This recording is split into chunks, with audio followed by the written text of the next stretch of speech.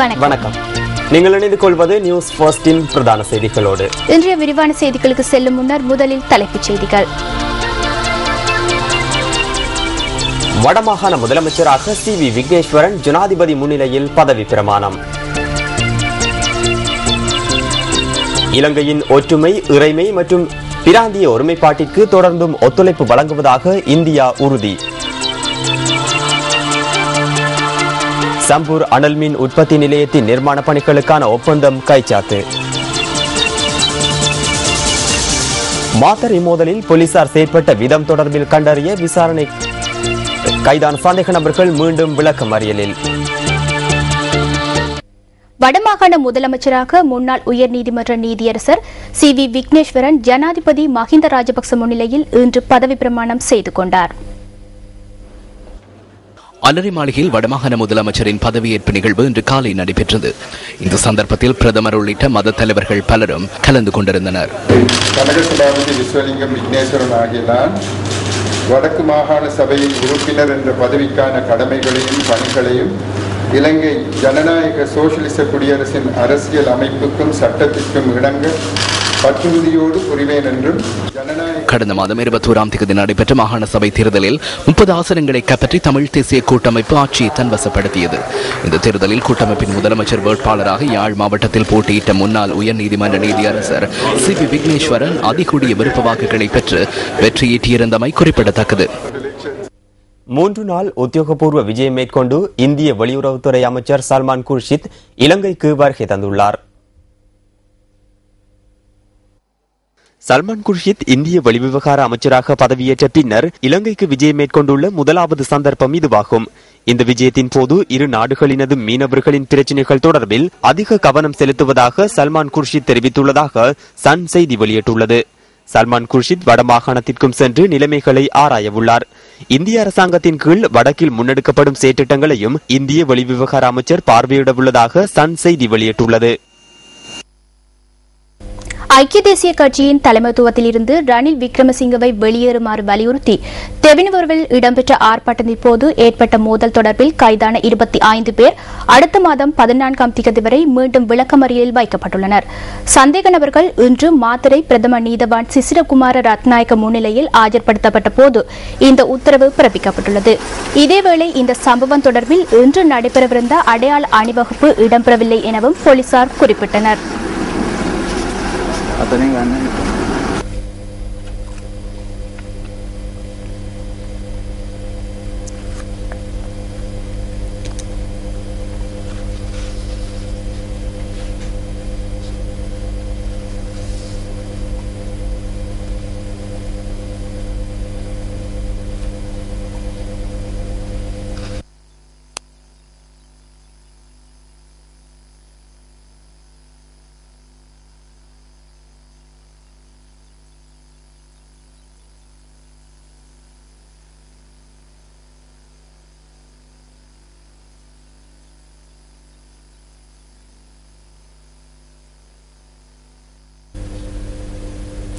ஐக்கிய தேசிய கட்சியின் தலைமை பதவியிலிருந்து ரணில் விக்ரமசிங்க விலக வேண்டும் என வலியுறுத்தி தெவினுவர பகுதியில் இருந்து ஆரம்பிக்கப்பட்ட எதிர்ப்பு பேரணி மீது நடத்தப்பட்ட தாக்குதல் குறித்து நிர்வாக நடவடிக்கைகளுக்கு பொறுப்பான சிரேஷ்ட பிரதி போலீஸ் மா அதிபர் காமினி நவரத்ன தலைமையில் விசேட விசாரணைகள் ஆரம்பிக்கப்பட்டுள்ளன.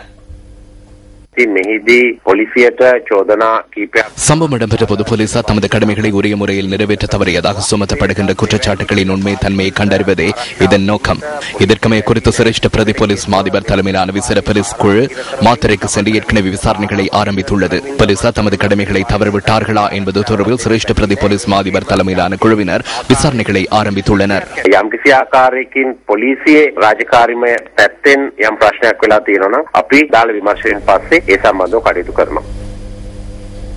ரணில் விக்ரமசிங்க ஐக்கிய தேசிய கட்சியில் இருந்து விலக வேண்டும் என்று வலியுறுத்தி தெவினவர்கள் ஆரம்பமான பேரணி மீது தாக்குதல் மேற்கொண்டவர்களின் மேலும் சில புகைப்படங்கள் எமக்கு கிடைத்துள்ளன.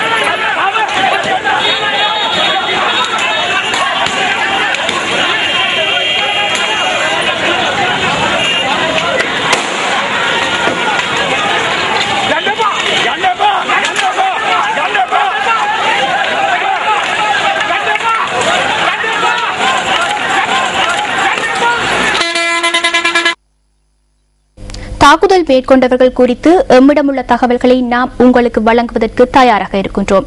நேற்று நாம் உங்களுக்கு காண்பித்தவர்களில் 3 அடையாளம் காணப்பட்டுள்ளனர்.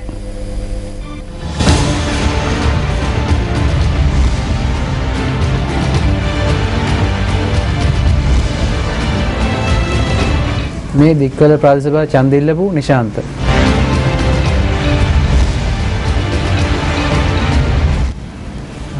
මේ අකුරැස්සේ නදීර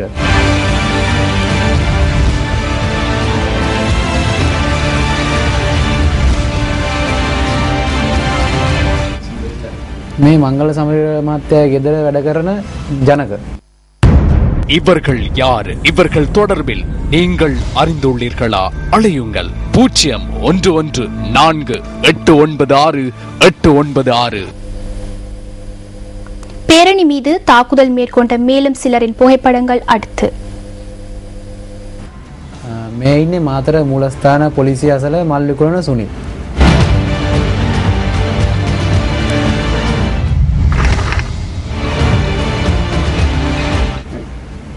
මේ ඉන්නේ දික්වැල්ලේ බතීගම චරිත්.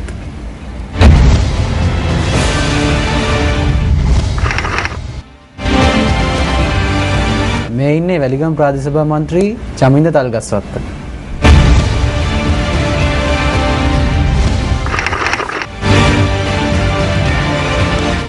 මේ ඉන්නේ තුඩාවේ සුමුදු.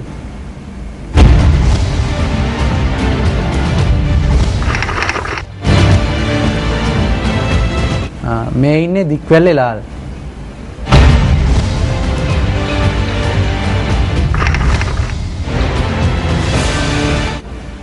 මේ ඉන්නේ වැලිගම ප්‍රාදේශ සභා විපක්ෂ නායක නලින්.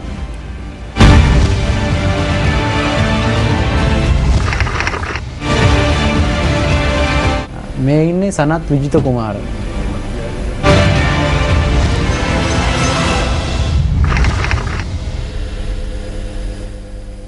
உங்களுக்கு இவர்களை தெரியுமா?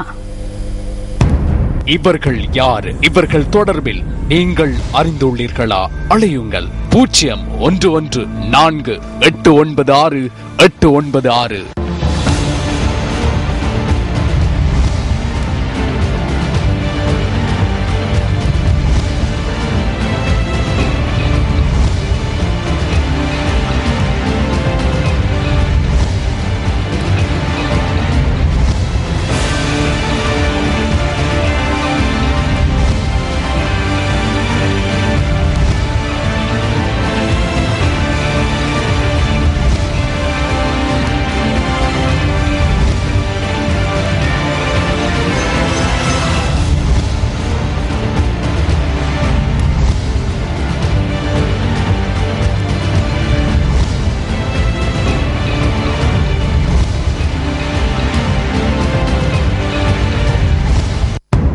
இவர்கள் யார்? இவர்கள் தொடர்பில் நீங்கள் அறிந்துள்ளீர்களா? அழையுங்கள் 0114896896.